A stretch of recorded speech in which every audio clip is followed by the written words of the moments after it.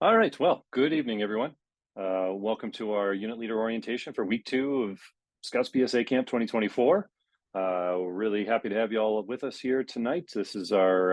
Today was our first full day of summer camp with the Scouts. We started yesterday. They've been out there enjoying their programs today. It's been fantastic. Everybody's been having a great day. We're enjoying this nice heat and humidity, and we're looking forward to greeting your Scouts when you come in next week as well. My name is Brian Murray. I'm the camp director here at RSR. We're also joined by our program director, Jack Schneider. Jack's going to talk to you a little bit about our fun and exciting program activities that we've got going on a little bit later on. But I'm going to start us off by talking about some of our general policies, food service, health, medical, all these kinds of things that we have as far as the general organizational pieces for camp. I do have the chat box open. So if you have questions, you can feel free to throw something into the chat box or raise your digital hand or what have you. I like to say that I've got some COVID era teaching training and being able to multitask the chat box while speaking and whatnot. So we'll try to answer your questions as we go, and we'll also have time for questions at the end. So let me start off by talking a little bit about our commissioner service. This is our customer service group that is going to be working with you in the campsites. Our commissioners will be coming around each day to conduct a daily campsite visit and evaluating the troop on a set of criteria based on basically cleanliness and safety. That's what we're looking for here. This isn't a gotcha test, but basically making sure that we're clean and we're safe and we're hygienic in the campsites. And you can earn bonus points for doing campsite improvement projects.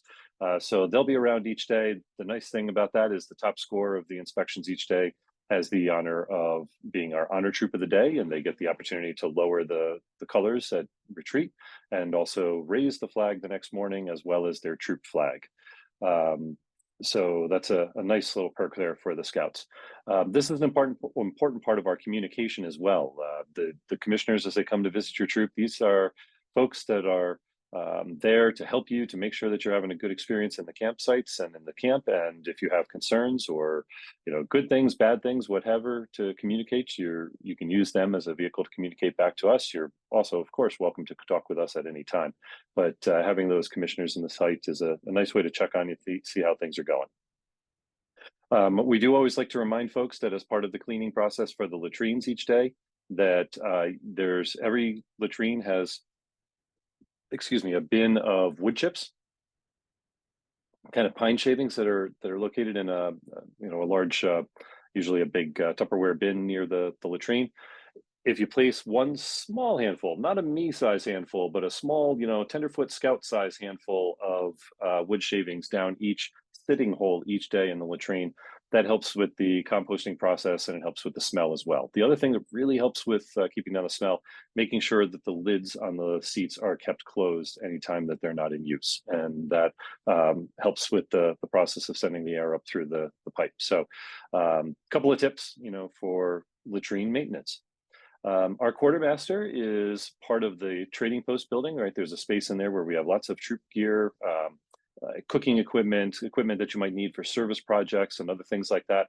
The quartermaster is open anytime that the trading post is open. However, we do ask that you recognize that usually when we open up initially in the morning, when we open up after lunch, when we open up after dinner, there is usually a mad rush by the kids as they're trying to go get their candy and slushy fix before they head off to their programs.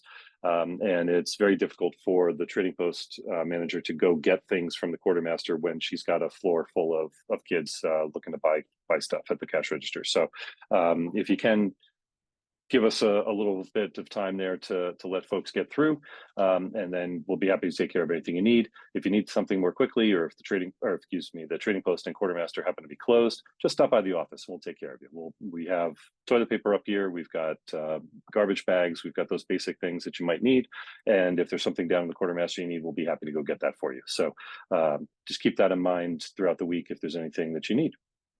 All right, so let's talk about Sunday check-in. So our check-in time for camp is 1:00 p.m.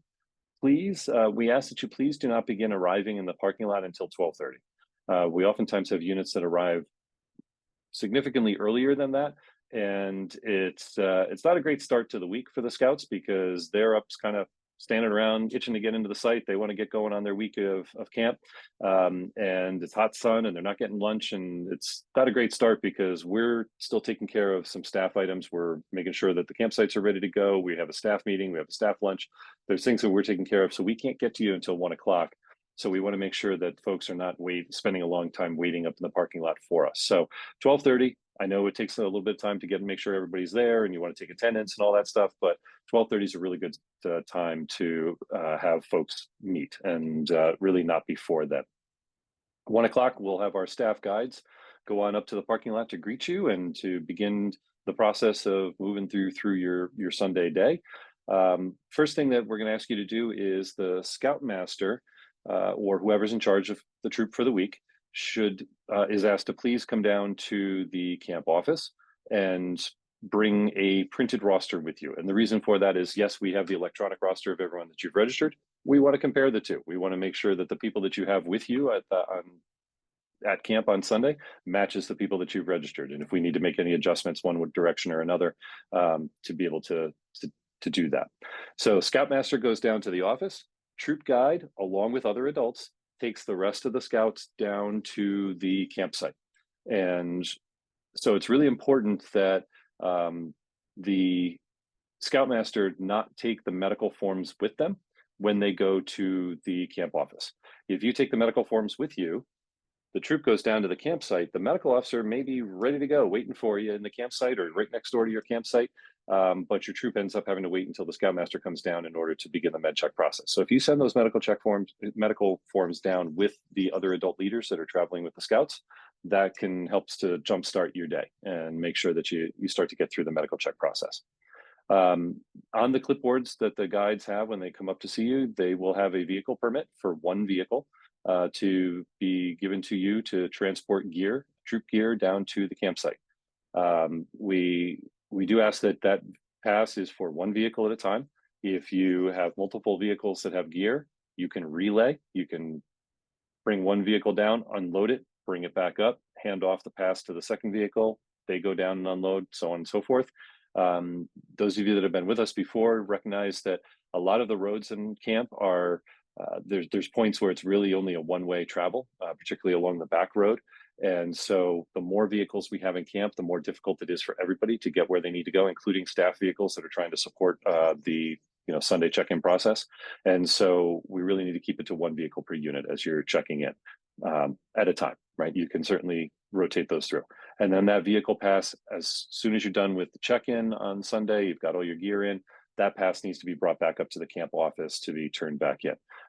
If there is someone in the unit that needs vehicle access because of a mobility issue, and you've spoken to me or speak to me on Sunday, we can arrange something like that. That's a different pass. So that pass that you get on Sunday is not a permanent parking pass for the week. It needs to be turned in on Sunday. Really important when we think about the vehicles in camp. I think everybody on this call probably is local to the Capital District area and recognizes that we've had a lot of rain in the last couple of weeks. Even if you're not local, we've had a lot of rain the last few weeks, and some of our fields, all of our fields really, are pretty soft. There's a lot of rain that they've taken in, and so if a vehicle goes off the hard pack of the road, even just by a little bit, they're going to sink. They're going to sink in there. And it's less a question of whether or not you can get your vehicle out. It's not a question of, well, I've got four-wheel drive, I'll be fine, I can get out of there. It's the mess that gets left behind when a vehicle goes in there, turns up big ruts, and leaves the camp in a lesser condition for those that are coming in after them. So please keep your vehicles on the hard pack of the road. And when you are bringing troop trailers in, those trailers can be positioned, they can be left at the campsite, but they need to be left in that sort of transition space that's not the road. We need to be able to get emergency vehicles and camp vehicles past them on the road, but also not into the campsite. There's kind of a transition space in each campsite that still is hard packed, but isn't taking the trailer deep into the campsite where kids are running around while you're backing up and things like that. That's the best place to store your trailer. And that trailer can be kept there, but the vehicle that's attached to needs to go back up to the parking lot once you've moved in.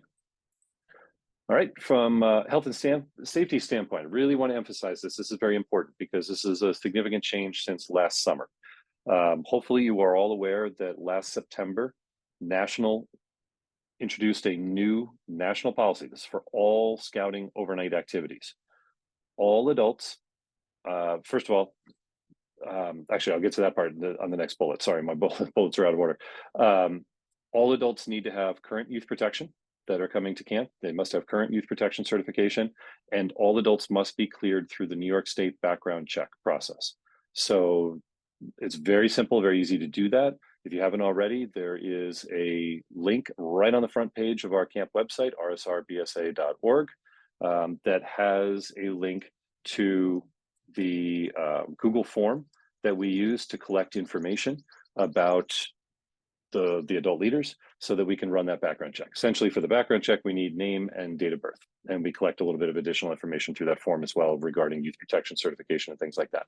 Again, that link, if you go to rsrbsa.org, which I just put that into the chat box, right there in the list of important links, there's a link there to registering for the background check. So it's important that that get done within the next 24 hours, actually, because that has to be sent to a state office where they will check those names and respond back to us. It usually takes about 24 hours. And if you think about what I just said, we have to send it to a state office. We can't do that on a Sunday. The office is closed. So if you have an adult that comes into camp on Sunday and they haven't been cleared through the background check, we cannot allow them to stay, and there's nothing we can do about it until Monday morning, because that's the first time that we're going to be able to call the office to run that check. So if you haven't already done that, just go ahead and send it in. It's completely free to you, and we will send that form in this week and make sure that everybody is cleared. The part that I was starting to talk about a moment ago is the new BSA policy, which is that starting in September of last year in 2023, there is a new rule that all adults at the Scouts BSA level must be registered to your unit when you come to camp, when you do any overnight camping. So this isn't just a summer camp rule. This actually applies to any overnight activities that your troop may do. Your troop goes to, comes up here for a weekend in October, or they go out to, I don't know, Battleship Cove for a weekend or something like that, or Gettysburg, whatever trips you're doing, you're going overnight someplace. All of the adults on that trip, anyone over the age of 18 or over, must be registered with BSA as a leader in your troop. Okay, that's actually a unique piece of this as well. Being registered as a merit badge counselor separately doesn't count. Being registered to the pack doesn't count, or to a different unit doesn't count. It needs to be registered to your unit. Now, if you are registered to a pack or to a crew or something else as your primary registration, it's very pretty simple to fill out a multiple application, another adult application. It doesn't cost you any additional, and multiple applications are free, but that does need to be submitted to BSA. That needs to go through the council office or through the online registration. And the criminal background check has to go through, and that usually takes at least about 3 days. So this is not the kind of thing that you can put off till Friday. If you need to make that change, if you have any adults that need to be registered, please take care of that ASAP. Have them register online tonight, send it to the council office tomorrow morning, whichever, to begin that process so that you are hopefully cleared by Friday, so that they're cleared when they then appear on your roster when you come to camp next Sunday. Okay, and just a reminder again, that is a policy that applies to all scouting overnight activities. So it should be something you keep in mind when you're doing your overnight trips throughout the year. For adult identification, we have our wristband system. Adults will get a silicone wristband similar to this. It's a different pattern, but basically one of these kinds of wristbands to identify them during the week. Any guests who are coming into camp for a brief period of time, like family members coming up for the barbecue on Wednesday night, for example, they'll get one of those like carnival style Tyvek wristbands that will note that they are a guest that has checked in. Everybody that comes into camp must check in at the office upon arrival, and we will check their credentials and make sure that they are supposed to be here and issue them one of those 2 wristbands. So that's, if you have adults that come down to your site that do not have one of those wristbands on, it's possible they might have gotten through the office when somebody wasn't at the counter. Please guide them back up to the office so we can make sure that they're checked in and we've evaluated their status and given them the correct identification. We also have a camper release form. This form is available under the resources tab of our camp website if you have need of it for next week. Sometimes we have scouts that have to go off to a baseball game or a doctor's appointment during the week, and that's okay. But when the scout leaves, the parent needs to fill out that camper release form that just lets us know that they're leaving. lets us know if and when they're coming back. And most importantly, there's a spot on that form that requires the signature of one of the adult leaders that's still in camp. And that's so that this is a receipt that the leaders in camp are aware that that scout has left. And that way, for example, you're not coming to us an hour later saying, I've got a missing scout, because you didn't realize that the scout got taken to a dentist appointment. So we make sure that you've signed off on that approval as well.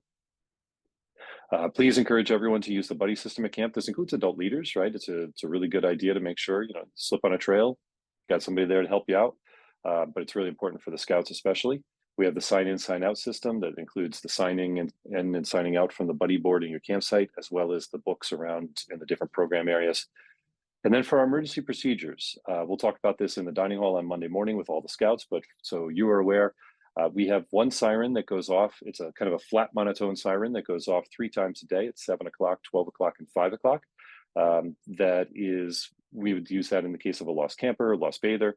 And if that's the case, we ask everybody to please gather at the Tuscadaga field right next to the Gaga ball pit in front of Tuscarora campsite and line up by troop, have everybody remain standing. And when everybody from your unit, and that includes adult leaders, when everybody from your unit is present, then have those kids sit down, or if the field is wet or soggy, squat down, so that we can just quickly look across the field and see which units are still waiting on people and which ones are fully assembled.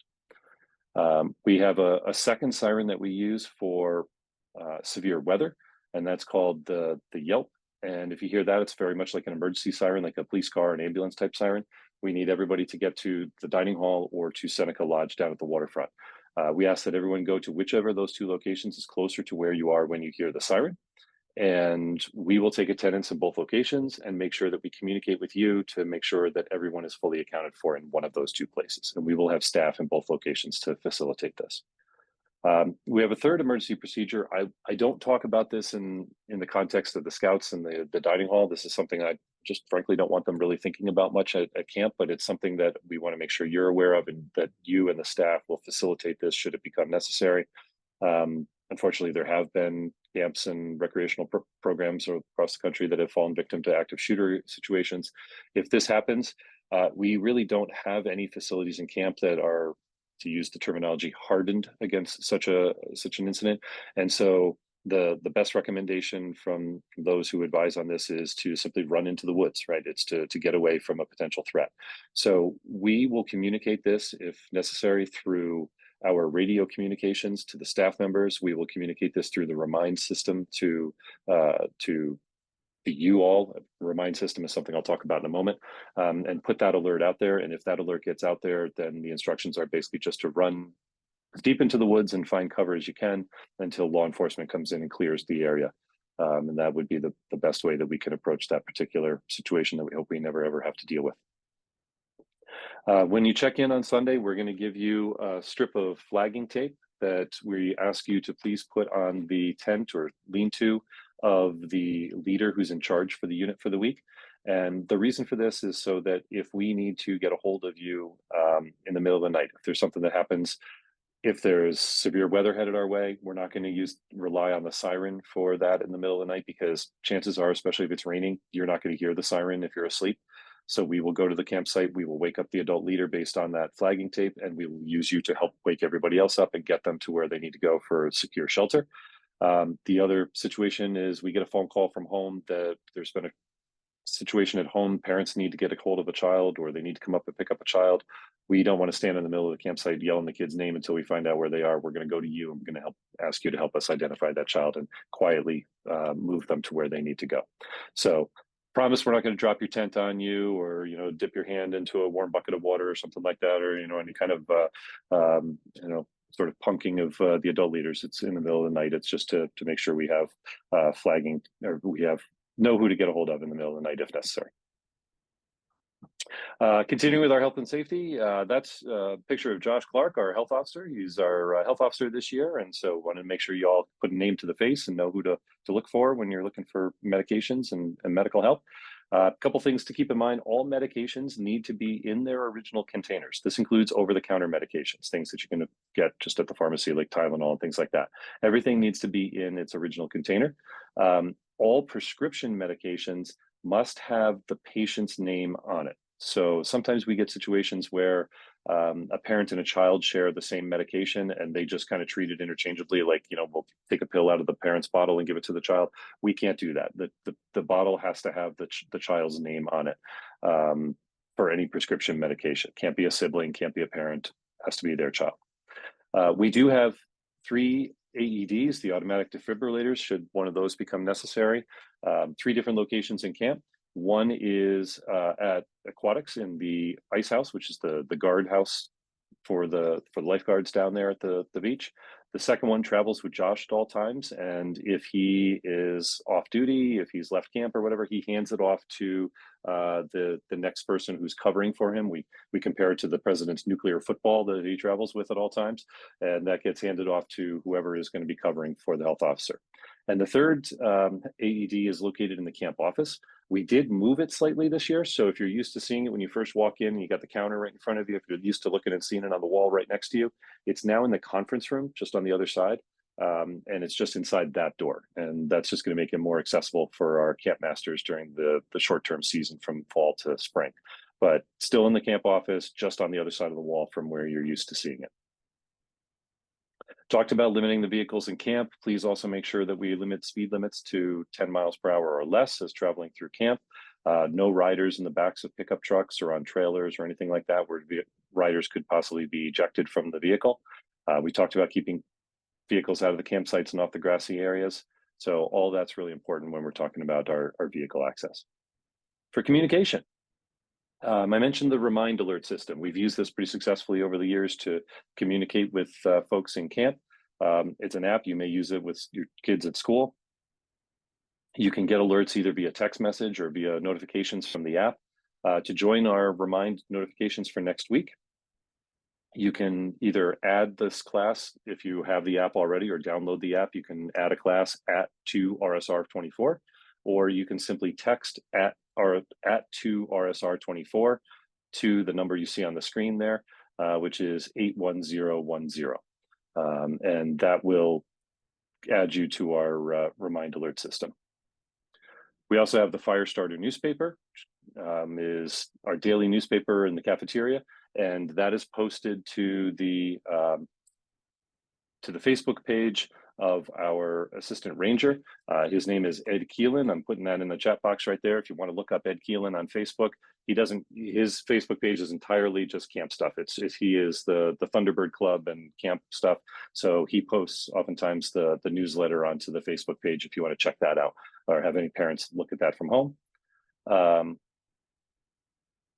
Sorry, accidentally clicked on an email address in the screen. Did not mean to do that.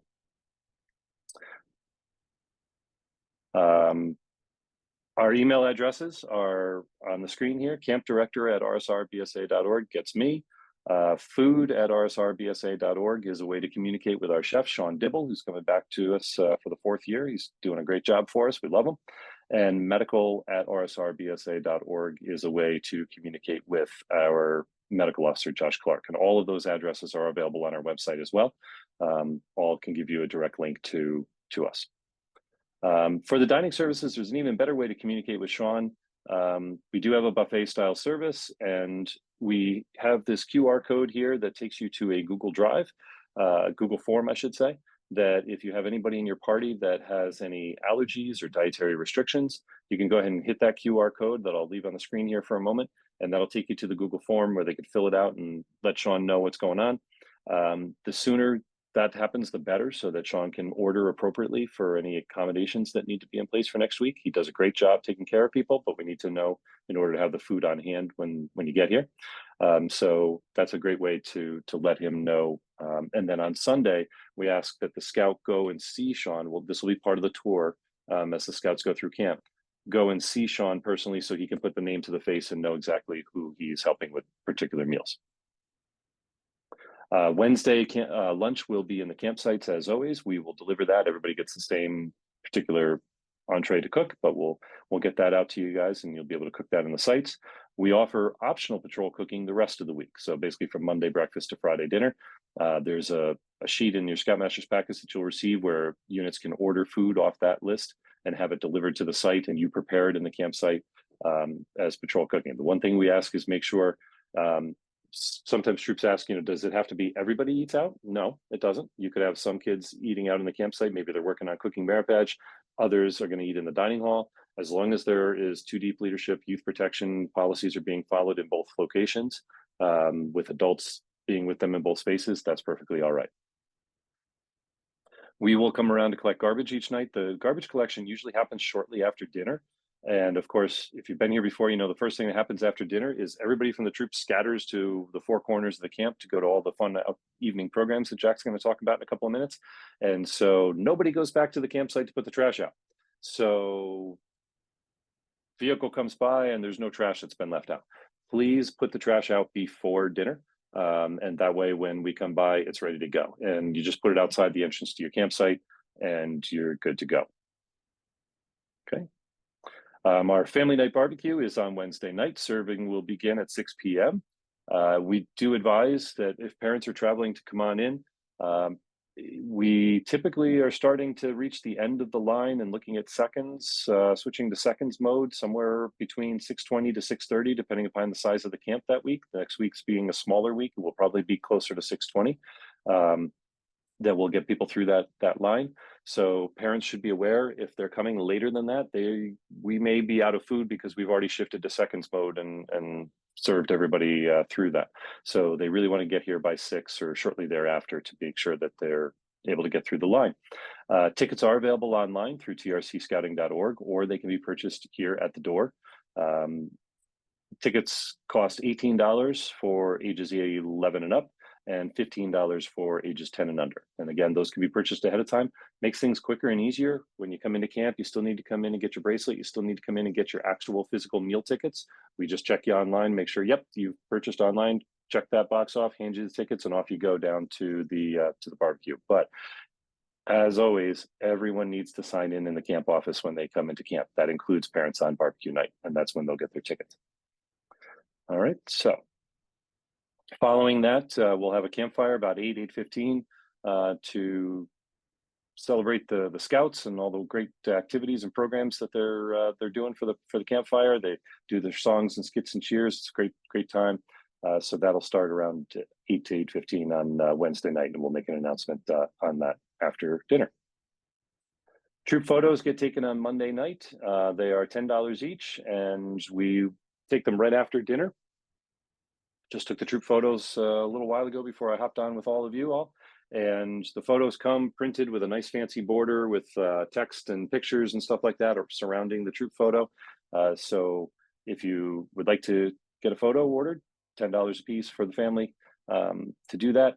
The 2 questions that I'm going to ask the leader in charge after we take the photo is, how many pictures, if any, do you want to order? And do you want your chartered organization's name to be printed on the photo, the VFW hall or school or church where you meet? And if so, what is it? And then we'll get that printed on the picture as well. So you got a few days to think about whether you want that on there and make that decision. All right, and with that, I'm going to stop talking here about all the boring stuff, and I'm going to turn it over to Jack, and he's going to get to talk about all the fun programs and exciting activities we've got for the Scouts this year. Okay, thank you, Brian. Yeah, so again, my name's Jack. I'm the program director here. Our staff are just so unbelievably excited to see you all come in this week. They're having a ball running the program this week, and they're just so excited to keep doing it, and they're excited to get you guys in here. So first things first, merit badge pamphlets. So we have a bunch of the books that come with the merit badges.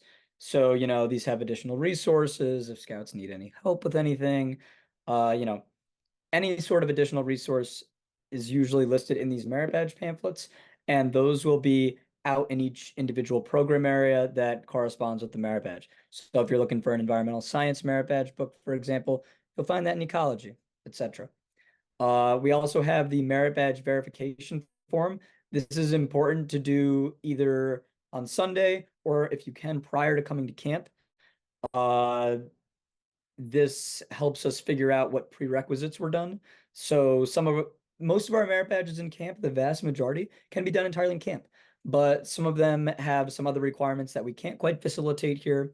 And so we just need we just need an adult leader signature saying that those requirements have already been completed so that your scouts can get the merit badge when they come to camp. Okay, so those are those prerequisite forms, and those are found in the pre-camp leader materials. Also, we'll have the midweek progress reports available. So as Brian's going to talk about a little bit later, we use the Black Pug system that helps us keep track of what merit badge requirements have been completed. At around 2 o'clock on Wednesday, so right after lunch, we'll have all of those printed in the office, so you can see how your scouts are doing. You can, check on any sort of attendance. You can check on how far they're progressing through the merit badges, and that'll give you an opportunity to talk to either me or any of the area directors to just to get a better idea on where your scouts are. Okay, so now after that, a little bit of administrative stuff is done, we can talk about the wonderful programs we have to offer you. So as Brian had mentioned, we're going to have a campfire on Wednesday night, and those are the ones where the scouts are going to show off. They're going to show all the great things they have. And then we also have a campfire on Sunday where the staff, we will entertain you. So those two campfires are both at 8:15, and those are both so much fun. They're fun for us. We love being there. We love being a part of them. And then we also love getting to participate in the wonderful skit songs and cheers that your scouts will have for us. On Tuesday, we'll have a camp-wide game. And this year, our theme is the Olympics. So our camp-wide game is the decathlon. And so it'll just be a bunch of different areas. We'll have games set up, and the scouts will have the opportunity to rotate through going to all these different games, trying them out. And this will feed into our larger Olympic program, which will feature events throughout the week where scouts can earn, gold, silver, and bronze medals, and we'll keep kind of a camp-wide competition of which troops can earn the most medals. We'll keep that going throughout the week. So that's our theme for this summer. In addition to our Olympic theme, we also have a lot of really fun open programs. So we have open shoot. We have a bunch of open shoots. So we have open rifle, open shotgun, open archery. And this will provide scouts opportunities to, maybe do some things that are outside of merit badges that they're signed up for. So we have open swims, for example. So if you're not signed up for something at aquatics, you can come down at sometimes throughout the week and you can swim. Same thing with open climbs, open crafts. There's a lot of different ways to get involved in activities, even if you may not be signed up for those merit badges. Additionally, we have tomahawk throwing. That I can tell you is a lot. It's so much fun. Definitely would recommend to the scouts to go out and try that. We have bouldering. We have a beautiful new bouldering pavilion. It's wonderful. It's incredible. And scouts, even if they're not taking the climbing merit badge, they'll have the opportunity to go run over there and do that. During some afternoon and evenings. We also have scout skill games. So just a lot of great events to help build those scout skills, knot tying, lashing, building structures, all those sorts of opportunities we have for you. We also have TTFC takeout, Trail to First Class takeout. So many of you know we have a wonderful Trail to First Class program here that first year campers can take, or anyone who's not first class yet. They can take that. They can get a lot of requirements done throughout the week, and it can really get them closer to that first class rank. But then for everybody else who's not yet first class, who may have already taken TTFC or who have a lot of the requirements that TTFC has, we also offer Trail to First Class takeout, where the TTFC staff will help you out during open program, earn some of those requirements that you may still need without having to take the full TTFC class. We also have Leave No Trace Awareness Award. So Leave No Trace, it's a wonderful program about, taking care of the outdoors and, making sure we're keeping our camp environment and our general environment clean. And there's an awareness award you can earn. And we'll also be offering that, as well as some games that are associated with Leave No Trace to really drive home those principles that, we're trying to get to you, all about taking care of our wonderful planet. We also have Polar Bear Swim. So Polar Bear Swim is at 6:30 in the morning, and that's an opportunity to go run down to the waterfront and you jump in and you get a little award. Also this summer, we are proud to offer the Paul Bunyan Award, which I have some of the patches here. They look kind of like this. You'll have the opportunity, your scouts will have the opportunity to earn one of those. They just have to go to a couple different events throughout the week. The Paul Bunyan Award is, as the name kind of implies, it has to do with a lot of a lot of woods tools safety demonstrations, as well as doing some, little conservation projects and trail clearing projects throughout camp. And then we also have a ton of adult programs and trainings. So we have, I know we're offering wilderness first aid. We usually offer IOLS. And then additionally, too, if you look on the program schedules that's on our website, you'll see that a lot of our other programs are also open to adult leaders. So an excellent example of this is COPE, Challenging Outdoor Personal Experience.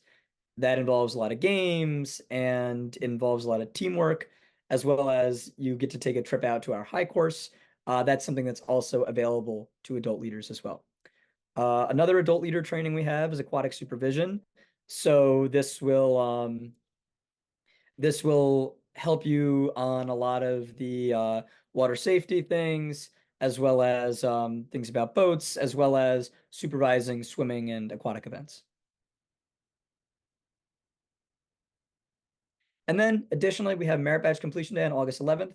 There are a wide variety of reasons why scouts might not end up finishing the merit badges they start here at camp. That's fine. We like to say partials are a good thing because you're that much closer than you were when you began. But scouts, of course, do want to complete things. So on August 11th, they can come back and do any of the requirements they may have missed while they were here.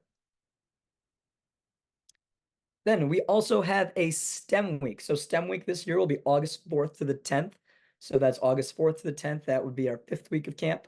STEM week, we offer all of our normal program. So if you want to come back during STEM week and do our normal program, that you very much can. But additionally, we'll have chemistry merit badge, game design merit badge, automotive maintenance merit badge, scholarship merit badge, and programming merit badge. And those will all be offered here during that week, as well as the Nova Splash Award and the Nova Start Your Engines Award. So just a lot of great opportunities for scouts to come back and, get to spend another week with us up here at camp while getting to have new experiences that, they couldn't necessarily have any of the other weeks they come. Also too, there is a discount if you're coming back for your second week. So, just kind of consider those things.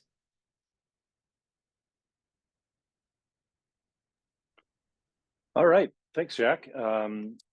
Jack mentioned the Black Pug record keeping system that we use. This is the same system that you use to register for camp, to make your camp payments, things like that.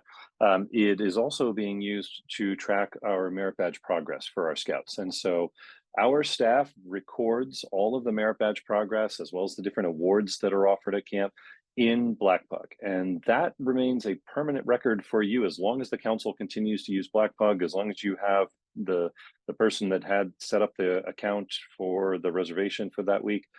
They can go in and they can access that reservation, and they can pull up reports that show the completions, the partials, whatever the records may be from the week. But also at the end of the week, we will take the results from the week's advancement and we will export those into Scoutbook. Scoutbook is the one that you may be more familiar with as the kind of tracking of scout advancement. It's the national system. Scoutbook is a national system that is offered by Scouting America and is put forth to all of the councils, all the troops throughout the country. Black Pug is more proprietary. It's something that councils elect to buy as a product or not. So some councils use it, some councils don't.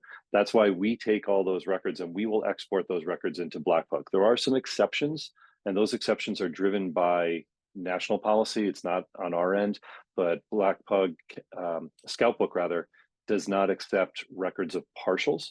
It will only accept records of completed merit badges. So not partials and not any awards that are not merit badges, like mile swim or snorkeling or things like that. Those records will always continue to live in your Black Pug account, but they will not be able to be exported into Scoutbook. You can manually put those into Scoutbook yourself on the unit level. We just don't have the access to be able to export those things over. And if these terms mean nothing to you, congratulations, that's great. You don't have to worry about it at all. Somebody in your unit's going to be concerned about that, and somebody in the unit is kind of managing that stuff. We will also offer training next week for those who are interested in learning a little bit more about how to use Blackbug and how that system it works. And you can always find your records for advancement in there. So that's just kind of a top line overview. We'll have more information available for folks next week during a training, if you're totally optional training, if you'd like to come and learn more about it. But we will, as much as possible, provide the merit badge records completions into Scoutbook. Partials you'll need to get from Blackbug, and that's just because of how Scoutbook is set up. It's a little weird, but that's how they've got it done. Jack mentioned the progress reports that'll be available on Wednesday. Some of our program areas will actually be able to update records throughout the week and not just on Wednesday. It really kind of depends on how many different merit badges the program offers and what kind of internet access they might have within their program area space. But some of them may be able to update throughout the week. And so you can, the camp contact, the registration contact can open up the account and look at any time and see where the scouts are progressing. Otherwise, on Wednesday, we will provide a printed records up in the camp office for folks to check that out. Adult supervision. Adult supervision is one of the essential principles of scouting and the youth protection policies of the organization. It's a very important part of our scouting program and something that I wanted to call your attention to in terms of the role of adult supervision in camp. We've got a fantastic staff and they do a great job, but they can't always be everywhere. And in particular, the scouting program is unlike most camps in the sense that, unlike say Camp Jinjacook or camps run by the Y or camps run by other organizations, our scouts come to camp with the adult leaders from their troops. And the staff is not in the campsites, and the staff is not overseeing the scouts during those kind of in-between times between program sessions when they're going to the shower house or they're going to play at the basketball court or the pickleball court or the chessboard, things like that. And these are times where we really are asking for some help in making sure that the scouts are being actively supervised during those times. We've got some great common space areas where we are trying to encourage scouts to get together, to meet scouts from other troops, to build those friendships and all of that. But, all of us that work with young people understand that sometimes that is great for developing friendships, and sometimes it's great for contributing to scouts maybe, or young people not making the best decisions with one another. And so we've had issues in the past with inappropriate behavior at shower houses of like throwing things into other stalls or throwing stuff at the walls while people are taking showers. Having an adult that goes with the troop to the showers. Our shower house is set up so that every stall is individual, so there's no hours for adults and youth, male, female. It's all individual stalls, so anybody can use a shower at any time. But if we can have some adults travel with the scouts down there to kind of keep an eye on them and make sure that there's no inappropriate behavior going on. Same thing with some of our common gaming areas like the basketball. Our brand new expanded double the size basketball court now has 2 hoops, as well as a pickleball court on there as well. And we've been doing kind of this little experiment the last 48 hours or so with the scouts that are in this week to see, because it's the same space, who's going to win? Is it going to be more basketball or is it going to be more pickleball? And I've been amazed to report that I think we've actually seen more pickleball being played on the court than the basketball. And those of you that have been here before and see how frequently basketball is being played, that's a big deal. So the kids are really enjoying that. It's great. They're loving the chessboard. But those are spaces where it'd be great to have an adult to just kind of keep an eye on things, make sure that everything's okay. I also mentioned that in the context of Gaga Ball. This is one that's been a challenge for us at the times in terms of this kind of behavioral stuff. We've done a couple things this year. We did keep the Gaga Ball pit, but we have put a cover over it, a pool cover over the top of it, and there's signage on it that says that the Gaga Ball court is to be used only when supervised by an adult or a staff member. So there are times that we can offer open programming and have a staff member down there to give them a chance to play Gaga. If you want to bring your scouts down to let them play Gaga, that's fine. But those would be the only times. Otherwise, the ball court there should be unused. And so anyway, that's what we're trying out this year for that, and it seems so far to be working for the first 48 hours of camp. So we'll see how things go. And also, if you're looking to help out in program areas, or you're just bored and you're looking for something to do, we always welcome adult leaders to come and help us out in the program areas. Not looking for you to necessarily to teach anything, but just to kind of be there as an extra set of hands, an extra set of eyes to support the scouts, particularly if your troop is sending a large number of scouts to one particular program. I think we probably all recognize that when a large number of scouts from the same unit that all know each other really well are in one class together, that tends to be when you get a little bit more distractions and a little bit less appropriate behavior. And so if you've got a block of kids going to one particular program area, just send an adult along with them, just to kind of be there and be a presence to help support the program and the staff members that are in there. All right, so that's our formal presentation, the things that we have to share with you for next week. We're really excited. We've mentioned some of the great new developments this year. Jack talked about the bouldering pavilion that is super awesome up at the Cope course, the new chessboard, the new basketball expansion, the pickleball court, 15 brand new tents that are out in circulation and all spread out throughout also the campsites. We've been working really hard to put together a great program and a great facility for you this year, and we can't wait till you come on out to see us next week. So with that, are there any questions that anybody has? You can put them in the chat, or you can open up your mic and ask.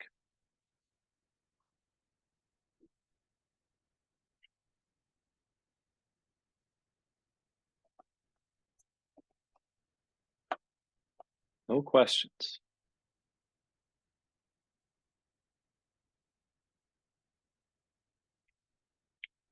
All right, so I think what I'm going to do is I'm going to go ahead and stop the recording. And sometimes people like to ask a question maybe